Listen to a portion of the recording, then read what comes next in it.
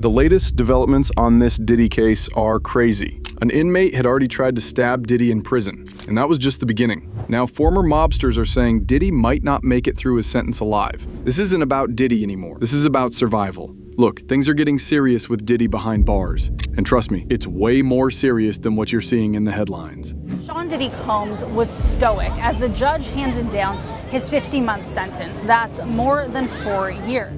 As you might already know, Diddy was sentenced to 50 months in federal prison. That's just over 4 years. He's already been locked up for 13 months. But here's the thing, the real danger is just starting now. Most people think he got off easy, but former criminals and ex-mobsters are saying something completely different. They're saying he might not survive this. So here's what we're going to cover today. First of all, let's talk about why former gangsters say Diddy is a prime target. The stabbing attempt that almost ended everything, where he's going next, and why that specific prison matters, and what his life will really look like for the next few years, and what he is yet to face. Let's get into it. Before we talk about the dangers Diddy's facing, you need to understand how we got here, why someone is trying to take Diddy out. I think Diddy got sentenced to 50 months. Is that right? Unc, you know. It said 50 months. He won. Yo, Diddy looked me in my face, bro, and said, yo, bro, I got them. Meaning, like, I said, yo, bro, you gonna take him to the door? He's like, I ain't got no choice, but I got it. I'ma win. What's that and mean? He won. He won. Like, he's the only person that officially beat the feds. How did he beat him? He's doing 50 months. What do you mean, yo? He was going away for master. life. He beat a Rico. He was going to Rico charge. He was okay. So, Diddy originally faced RICO charges and sex trafficking. Those are extremely serious federal crimes. If he was convicted on all of them, he could have gotten life in prison. Life. But at trial, he beat the most serious charges. The jury found him not guilty. However, he was convicted on 2 counts: transporting women across state lines for prostitution. That's called the Mann Act. And even though those charges sound less serious, they still carry heavy time. He faced up to 20 years, but he got 50 months instead. Now here's where it gets interesting. Now, Sean Combs, from my observation sitting inside that courtroom, did not have much of a reaction as his fate was handed down to him. It was actually moments before that he got emotional, crying, when he spoke to the judge, which was the first time that he had addressed the court at length. The prosecutors wanted way more time. They asked for 11 years or more. His defense team, they wanted just 14 months, which was basically time served. That would mean Diddy walks free immediately. But the judge landed somewhere in the middle, 50 months.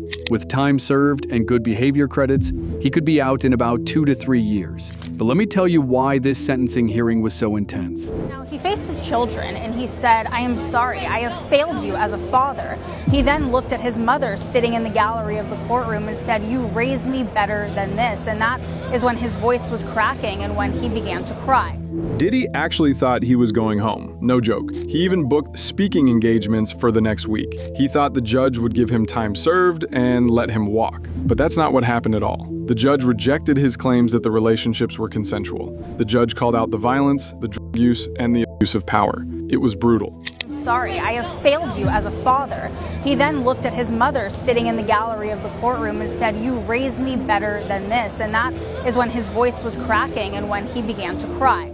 Diddy even broke down crying in court. He faced his children and apologized for failing them as a father. He looked at his mother sitting in the courtroom and said, you raised me better than this. His voice was shaking. He was wiping tears from his face. But the judge wasn't moved. The judge said, history of good work cannot wash away this case. History of good work cannot wash away this case. He said that he used his abuse to get your way. And then added, you used your abuse to get your way. So that's the context. Diddy beat life in prison, but he's still facing years behind bars. And now, the real problems are starting, because now he will be shifted to a new place where things will be dangerous for him. Okay, this is the part that's going to shock you. And honestly, when I first read about this, I couldn't believe it was real. After an inmate tries to stab P. Diddy and is stopped by the guards, based on defense attorney Brian Steele's statement, and officer reports and accounts from witnesses, the following incident unfolded inside the Metropolitan Detention Center in Brooklyn. John Diddy Combs was targeted by another inmate who attempted to stab him. The inmate approached quickly, closing distance inside the unit. Officers reported seeing the weapon in the man's hand. As he moved in, witnesses described it as a direct attempt, fast, intentional, aimed at Combs. As the inmate stepped into striking range, correctional officers reacted. One officer intercepted the movement and stopped the attack before the contact was made. The weapon was confiscated and the assailant was restrained on the spot. Combs was pulled back under guard protection and removed from immediate danger. Reports confirmed that the attack did not land, but the intent was clear. Officers logged it as a near stabbing, with his attorney Steele stating in court that Combs had been nearly stabbed by another inmate during his time at MDC Brooklyn.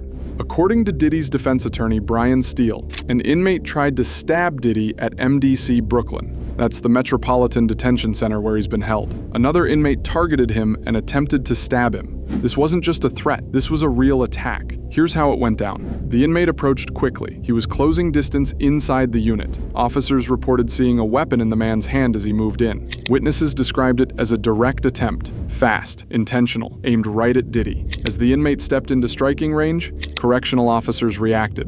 One officer intercepted the movement and stopped the attack before contact was made. The weapon was confiscated, the assailant was restrained on the spot, and Diddy was pulled back under guard protection and removed from immediate danger. Think about that for a second. If those guards hadn't been right there, this story could have ended very differently. Reports confirmed that the attack did not land, but the intent was crystal clear. Officers logged it as a near stabbing. Brian Steele stated in court that Diddy had been nearly stabbed by another inmate during his time at MDC Brooklyn. Brian Steele claimed that Diddy's been targeted while at MDC. Certain inmates believed they gained status in the jail if they were to shank him. Steele then claimed one of the jail guards stopped the man with the shank. I feel like it was either extortion or a lover's quarrel. That's usually what it is with him. Steele also said that Diddy has been targeted while at MDC. Certain inmates believe they would gain status in jail if they were to shank him.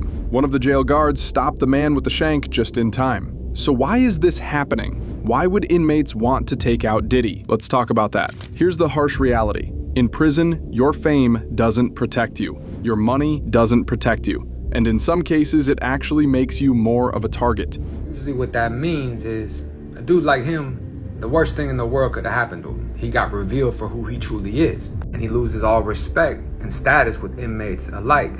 You know, money cannot buy respect. So dudes could play up under him and act like, hey, you know, like they're trying to be in a relationship with him, and next thing you know, he's being extorted, or a dude tries to stab him, whatever it is. Let me break down what's happening to Diddy right now. The worst thing that could happen to someone like him is exactly what's happening. He got revealed for who he truly is. He loses all respect and status with inmates. Money cannot buy respect in prison, period. But here's where it gets complicated. Some inmates might play up under him. They might act like they're trying to be in a relationship with him or be his friend. But next thing you know, he's being extorted, or someone tries to stab him. You can't tell who's real and who's dangerous. Now, I want you to hear what a former mobster said about this, and honestly, it gave me chills. Guys in the mob did some terrible, terrible things. The murders were gruesome and violent and painful, and they served a purpose. They were meant to terrify people into staying in line, right? Compare that to the things that you've heard alleged from the witness stand and testimony under oath from a lot of these young women and some of the young men who were his assistants. Compare the guys in the mob to the stuff you're hearing alleged against Diddy. If we did that in the mob, we would be killed for it. We would never touch women and children and stuff like that. So that's against our rules, our principles. We would never get away with something like that. There was a guy, Roy DeMeo and Gas Pipe, who became serial killers, killing for no reason, and they were killed. So, I mean, if he was in the mafia, and we knew what he was doing, he would have been killed. There would be no trial. A former mobster explained the difference between mob violence and what Diddy did. He said guys in the mob did terrible things. The murders were gruesome, violent, and painful, but they served a purpose. They were meant to terrify people into staying in line. Now compare that to the things alleged from the witness stand. Young women and some young men who were Diddy's assistants testified under oath. If people did what Diddy allegedly did in the mob, they would be killed for it. They would never touch women and children. That's against their rules and principles. They would never get away with something like that. If Diddy was in the mafia and they knew what he was doing, he would have been killed. There would be no trial. Let that sink in. Even criminals have a code, and what Diddy did breaks that code. But there's another side to this story. You know, the overriding factor there, I believe, is he's a guy with a lot of money. And I'll tell you, this happened to me when I went in there because of the profile I had, because of the way they wrote me up. You know, I had everybody and their brother inmate trying to do a deal with me when I got out, you know, a business deal. They need money. You know, because of the fact that he's a money guy, I think he's going to have more friends than he will enemies. Michael Franzese, a former member of the Colombo crime family, explained something interesting. The overriding factor is that Diddy is a guy with a lot of money. This happened to Franzese when he went to prison. Because of the profile he had and the way they wrote him up, he had everybody and their brother trying to do a deal with him when he got out, a business deal. Because Diddy is a money guy, he's going to have more friends than he will enemies. And in a medium security, normally nobody's looking to shank you. When you get into the higher institutions, when people are doing, you know, a ton of time and there's no way you can benefit them, then you got a little more problem. But in a medium security, I don't think he'll have an issue at all. In a medium security prison, normally nobody's looking to shank you. When you get into the higher security institutions, when people are doing a ton of time and there's no way you can benefit them, then you've got a little more problem. But in medium security, he shouldn't have an issue. He can be too much of a benefit to inmates who are always looking for something. He could be a golden ticket for some people, at least in their minds. So it's a balancing act. Some people want to hurt him for clout, others want to use him for money. And Diddy has to figure out who's who. Let me paint you a picture of what Diddy's life has been like so far, because it's a long way from private jets and penthouses. Well, everybody's different. I'm sure he went back was somewhat disappointed, so he's probably, you know, dwelling on that. Hey, it could have been differently. Maybe I should have gotten out. Maybe he's a little bit upset, a little bit angry. I get it. All those emotions come into play. But right now, you know, he's got to get ready. He'll spend a couple of weeks there until they designate him to a new facility. And he'll be a lot better off in prison than he is in the federal jail. You know, at least there you can move around and you got some freedom on the yard and things like that. You know, my thought is he'll collect himself, get himself together. You know, there are ways for him to improve himself. You know, they have the Bureau of Prisons now has a program, and if you're allowed to get into that program, you can knock as much as 18 months off your sentence. Now, I don't know if he'll qualify, if they'll allow him to go in, but he'll probably start to think about, okay, what can I do to reduce my time now? That's what everybody thinks when you get in there. After his sentencing, Diddy was feeling disappointment and anger. That makes sense, right? He thought he was going home. Now, he's going back to a cell. He'll spend a couple of weeks in federal jail before being designated to a new facility. And even though prison is generally considered better than federal jail, it's still prison. It still offers limited freedom and movement. But let's talk about the reports that have come out about his daily life. I wanted to say all the setbacks are taking a toll. He's anxious, depressed, and out of shape. The bravado he was clinging to is gone. Family is all very worried about him. There's a growing sense that he has very little to live for right now. What the fuck? Like, this makes no sense to me. The legal team will continue talking. Brian Steele claimed that Diddy's been targeted while at MDC. Certain inmates believe they gained status in the jail if they were to shank him. Steele then claimed one of the jail guards stopped the man with the shank. I feel like it was either extortion or a lover's quarrel. That's usually what it is with him. He's just seeing it from now. You're not able to kind of, you know, have your way with certain people, you know. So many shebangs that can get you where you gotta go in prison. All the setbacks are taking a toll on him. He's anxious, he's depressed, he's out of shape. The bravado he was clinging to is gone. His family is worried about him. There's a growing sense that he has very little to live for right now. Here's something that really stood out to me. He eats chips out of bags all day long. Sometimes he would tell people, it's not worth going on. There's nothing here. There's no more hope. But then he thinks about his family. He realizes he cannot bring more suffering on them. That would just be more trauma. And his appearance, it's changed dramatically. Sex trafficking by force, fraud, or coercion, and transportation to engage in prostitution. And now's a really good time to remind you that P. Diddy has denied the allegations. I mean, first they came out in civil lawsuits, denied all of those. A reporter named Elizabeth Milner described him as astonishingly thin. There was a video from back in September of Diddy playing hacky sack in Central Park. He looked healthy and energetic. Now, he appears just astonishingly thinner. And you can expect that after being inside a federal detention center for a couple of months. It's a lot different from the luxury lifestyle he was living before. His hair has gone from dark to gray. He looks defeated. He looks like he's aged 10 years in just over a year. This is what prison does to people. It breaks them down. down, and Diddy is no exception. So where is Diddy going from here? This is actually a really important question, because not all prisons are the same. Diddy requested to choose his own prison. He's asking to do his 4-year sentence at Fort Dix in New Jersey, like he's booking a room at the Marriott. Apparently, he told the judge he wants to go to Fort Dix Federal Prison because they have drug treatment programs and he's trying to better himself. He claims he wants rehab, wants to stay closer to his family, and wants access to RDAP, Residential Drug Abuse Program. Diddy requested to choose his own prison. Yeah, you heard that right. He's asking to do his 4-year sentence at Fort Dix in New Jersey. It's like he's booking a room at the Marriott. He told the judge he wants to go to Fort Dix Federal Prison because they have drug treatment programs and he's trying to better himself. He claims he wants rehab. He wants to stay closer to his family. And he wants access to RDAP. That's the Residential Drug Abuse Program. And if the judge agrees, Diddy could reduce his sentence with programs and be in a safer environment. But if not, we all know he's stuck wherever they put him. If the judge agrees, Diddy could reduce his sentence with programs and be in a safer environment. But if not, we all know he's stuck wherever they put him. And this might be a good move for Diddy because Fort Dix, isn't exactly a vacation resort, but it's way better than the maximum security prison, with more rehabs and more programs. Now, I want to ask y'all this.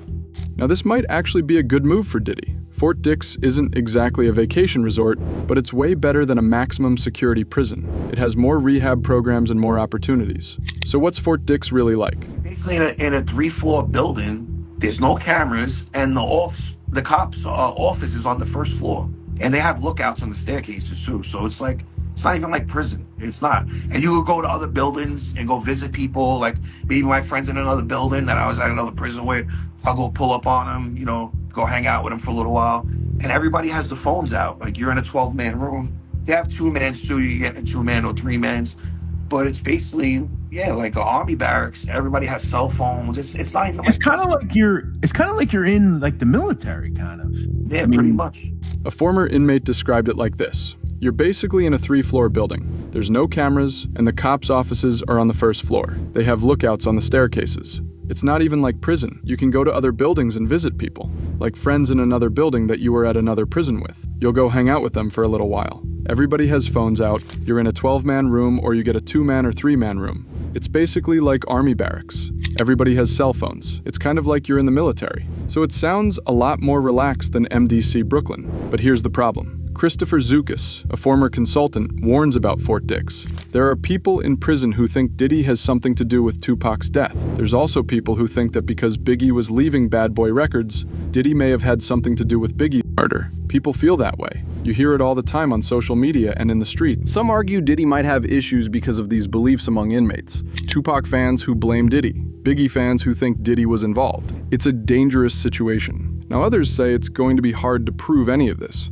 Somebody would have to get on the stand and say, I heard this conversation. This was a handshake or a nod or something went down. It's going to be hard to prove unless they follow the money. But whether it's true or not doesn't matter in prison. What matters is what people believe. And if enough people believe Diddy is responsible for their hero's death, he's in danger. So let's get to the bottom line. What do the experts really think? Will Diddy survive this? Michael Franzese was asked directly, could Diddy be sexually assaulted or violently assaulted in prison? And Franzese said it clearly is a thing. They already tried to shank him once at MDC and that was stopped. It happens in prison all the time. They're going to have to keep him somewhere they can keep an eye on him. It would have been better if he had gotten less time and been at a camp. He's going to be in a facility where the Bureau of Prisons will have to watch him because he is a target. First, they'll designate him. They'll take a look at what the judge said, the number of months, his offense characteristics. They'll designate him to a location. He'll be in MDC for a period of time before being transferred. When he's transferred, he'll switch from the jail system to the prison system. Franzese said he hasn't talked to Diddy since the sentence. But in talking to him numerous times before, Franzese would not say Diddy is operating from a place of fear, although he was fearful during trial, as all defendants are. Post-trial, Diddy has handled himself well and was preparing himself. Over the next week, you're going to see him make some moves. There are things you can do to figure out where you should be housed. The judge gave him 50 months and he's already served 13. With the 15% good behavior credit, it's going to be 2 years and change that he actually has to serve. Now here's the interesting part. When asked to rate Diddy's danger level on a scale of 1 to 10, with 10 being huge trouble and 1 being fine, Michael Franzese rated it a 4. A 4. He said he might reassess once Diddy gets designated to his final prison. But right now, he doesn't think it's as dangerous as people believe. That's actually surprising. But Franzese knows what he's talking about. He lived this life. Now let's hear from someone else who has a completely different take. The rapper 6ix9ine said Diddy got sentenced to 50 months and he won. He beat the feds. Diddy looked him in his face and said, "I got them. I'm gonna win." And he did.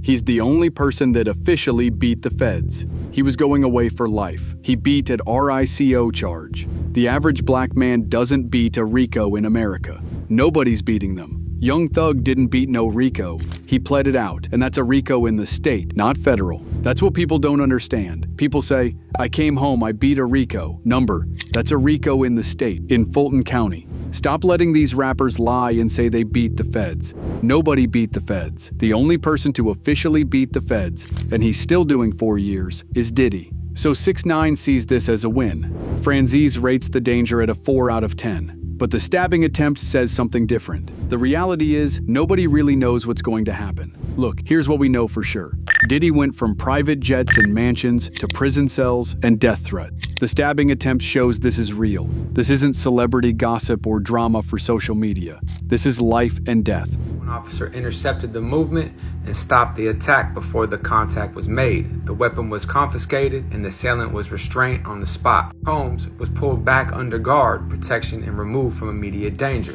Reports confirmed that the attack did not land, but the intent was clear. Officers logged it as a near stabbing, with his attorney Steele stating in court that Combs had been nearly stabbed by another inmate during his time at MDC Brooklyn. Whether he ends up at Fort Dix or another prison, the dangers are the same. Former mobsters agree on one thing. Money and fame mean nothing behind bars. The question isn't if he'll face more threats. The question is when. Diddy has about 2 to 3 more years to go. That's a long time to watch your back. A long time to wonder who's real and who's playing you. A long time to live in fear. What do y'all think? Should celebrities be able to choose where they serve their time? Or should it be random like anyone else? 50 definitely gonna have something to say about this. He gonna say something. It's a lot of people that wanted Diddy to do way more time than he's doing. I wanna know what you think. Jump in the comments. So here's what I want to know from you. What do you think? Will Diddy make it through his sentence safely?